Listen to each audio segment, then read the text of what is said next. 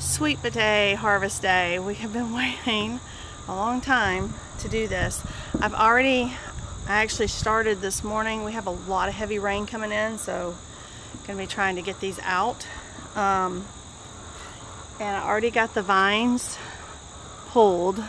Those are all gonna go to the chickens. Vines are really good for your chickens. They have a lot of vitamins. You can actually eat the sweet potato vine or the leaves. I've eaten some early on. By this time in the year, they're too buggy for my taste.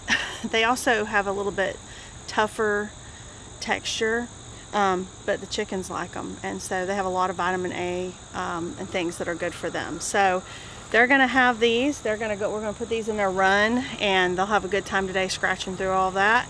And then we're gonna continue to dig up sweet potatoes.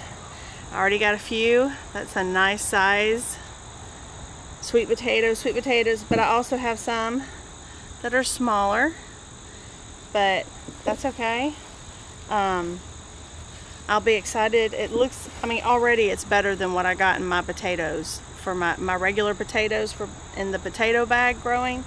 So this was in one bed that will get this. So we're gonna get to going.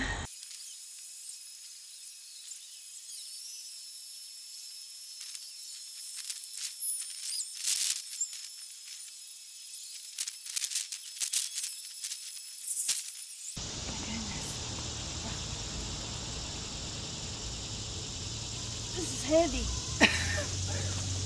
Oh my goodness, y'all. I think I did pretty good on this. Look at these. They gotta be washed. Oh my goodness. That is pretty good. I have some more sweet potatoes I planted in grow bags, but I got those in later. And sweet potatoes are generally 120 days. So I'm not gonna harvest those today. The vines haven't died back on those or any, they haven't flowered. So I'm thinking maybe towards the end of the month, maybe even into October, early October for those. But this is pretty good. I'm trying to think of how many. I think I have 4 bags. I think it's 3 or 4 bags of sweet potatoes growing from the slips I bought. I got these slips. These are the Beauregard sweet potatoes, by the way. I got these slips from the Meredith Feed and Seed, and they were like 6-pack, which was the only plant I saw this year that was in a 6-pack. And they had them, and I think I paid $4 per 6-pack, and I got 4 6-packs. So I guess that was 16. I spent $16, and this is what I grew plus whatever ends up coming out of the grow bags. I'm real happy with that. This was such a better yield than the potatoes we did. I actually bought expensive organic seed potatoes, and I did buy it from a northern company, so I don't know if that's why they didn't do as well here, but I lost a lot of money on those. I won't do that again. But this I'm really happy with. So we'll have to get these washed off. I'll take a picture of them so you can see what they look like clean. And we've got to pull some corn out, preparing some of our beds, because we have some plants we want to put out soon. I don't know that I'll put them out today because we have heavy flooding rain supposed to be coming in. We have a flood watch, so I don't think I want to put my plants out in that from the greenhouse yet, but I want to go ahead and get the beds ready. And so anyway, thank you so much. If you found value, I appreciate a like, subscribe, or share the video.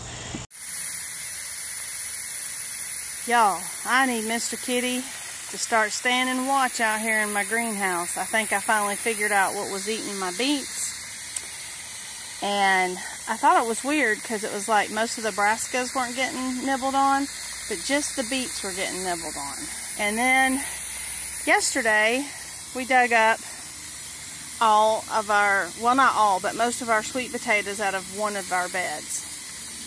And I washed them off. I have them out here curing. And this morning when I came out, I found a sweet potato on the ground in a place where it shouldn't be. And it looked like something had nibbled on it. See? So, I think I have a rat. So, I think I need to get Mr. Kitty out here to protect my sweet potatoes and my fall starts. Hi guys, so I am back out in the greenhouse this evening because I am suspecting that I know it's eating my beets now. I seriously doubt that Mr. Kitty's going to sit out here all night to catch a rat. He's too old and he likes the couch too much. So, I got on Farmer Jesse's YouTube channel. It's called No Till Farmers. Fantastic channel. He has a fantastic book on how to have living soil, and highly recommend it. And I went back to look at how he talked about curing his sweet potatoes, and this is incorrect.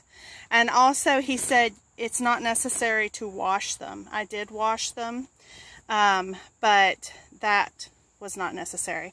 So what he said is you want to have it so that you have a grid of some sort. So there's, I guess, air flow underneath.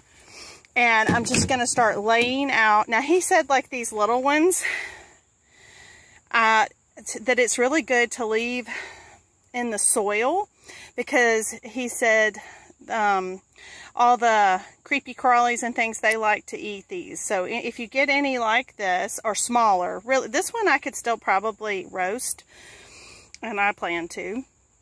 But if you get some of those ones where you just get like this part, the root, he said just leave those things in the ground and let the soil eat them.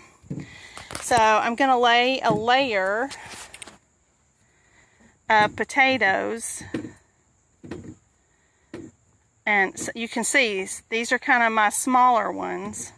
But I still can cut these up and roast them, and they'll be delicious. Just like, you know, if you get the other little potatoes from like regular potatoes. He also said if you get sweet potatoes that break, they'll heal up during this process. So he's like, they're still totally okay to eat. So you just want to cure them. So, like this ginormous one, I could probably break in 3, and I think I probably will, before I finish this. So, I'm going to be putting these in here, and I have another one of these baskets if I need it. But he said what they need, okay, so I have shade cloth over my greenhouse. So he said you don't want to put it in a greenhouse if you don't have a shade cloth, because he said you will cook your potatoes. You'll burn them up. You cook them. So he said you don't want to do that. So if you have a greenhouse with some shade cloth, then you can do it that way. Otherwise, if you have like a table in your greenhouse or something where you could sit it underneath, you can do it that way. But it has to be around 85 degrees. And it has to be humid. So that's what we're working for. We're working to get some kind of humidity and some kind of, you know, making sure the temperature's good. A lot of people will take these into their basements, and your basements really are too cold to cure them for long-term storage. All right, so I've got this one, and what he says to do is he said then you take a blanket, a towel, and you lay it over. You're going to lay it over your potatoes, and that's going to help add to your humidity. And I'm thinking this will help if I do have a rat that's getting in the greenhouse. This will help keep it out of the greenhouse, or out of my potatoes, is my hope. So I'm going to finish getting these in here. I'll show you how they all line up, and I hope this helps you. Also he talks about when you pull out your sweet potatoes, some of your sweet potatoes have this brown, funky looking stuff. Now he said if you're market gardening, you can't sell it. Nobody's going to want to buy it. But he says this is totally edible. There's nothing wrong with it. So I had one that I thought looked pretty bad. And after hearing him, he says all these places will heal up. So I'm putting it in the basket with the rest of them. So anyway, I'll show you what it all looks like. So hang on. Okay guys, so I got almost four full baskets.